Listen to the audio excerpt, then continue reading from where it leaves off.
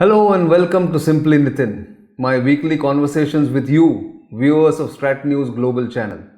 I'm Nitin Gokhale. And today I'm going to talk to you about unusual heroes who have contributed to India's fight against Corona or the Chinese virus, as we have preferred to call it.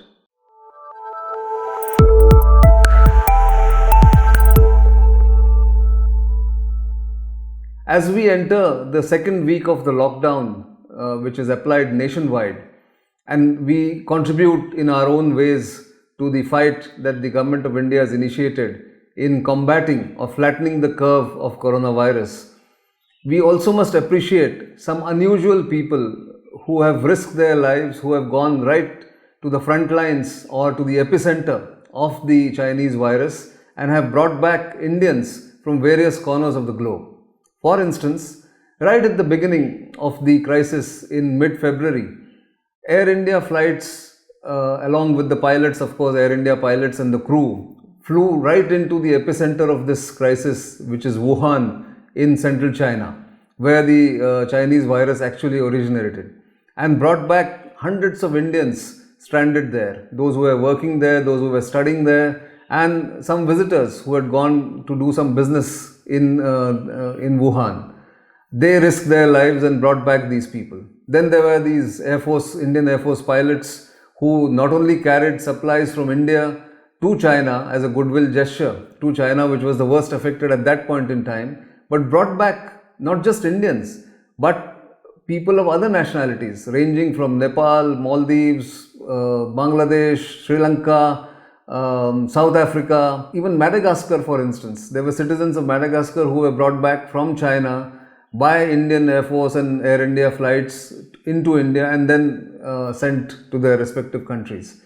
But that's not all. Italy, which is one of the worst affected countries with a rising death toll almost every day, had many Indian tourists and businessmen and students stranded there. Air India pilots and their crew flew into Rome to bring back what would have been a very risky kind of a load to bring back, because nobody knows how many of those people were really infected by the Chinese virus while they were in Italy, but they were brought back.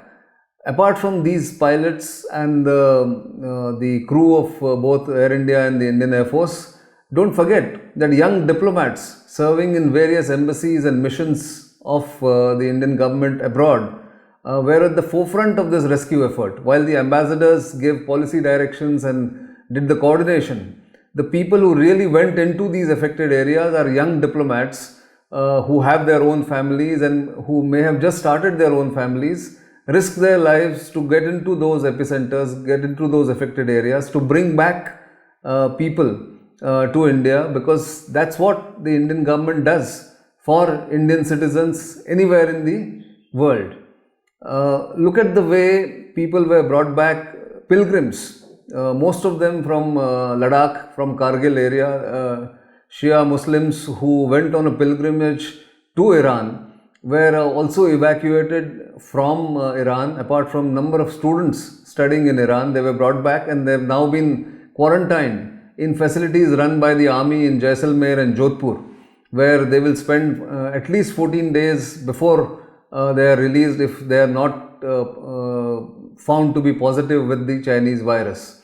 Similarly, the ITBP personnel who man the facility, quarantine facility at Manesar, just off Delhi, are also at the forefront of this fight that we are all collectively fighting in our own ways. While doctors, nurses, health professionals, government officials, drivers, bus drivers, policemen, all are fighting this fight right at the front line. I wanted to focus this time, like I did earlier, about the Indian Armed Forces personnel who are doing the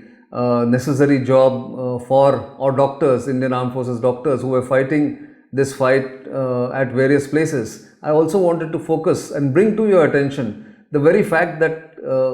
there are unsung heroes, unsung Indians who are contributing to India's effort at combating the Chinese virus, flattening the curve and trying to get this disease under control. So as we go into the second week of this lockdown, we all have to be aware that this is a fight that has to be fought collectively and not individually alone. So therefore,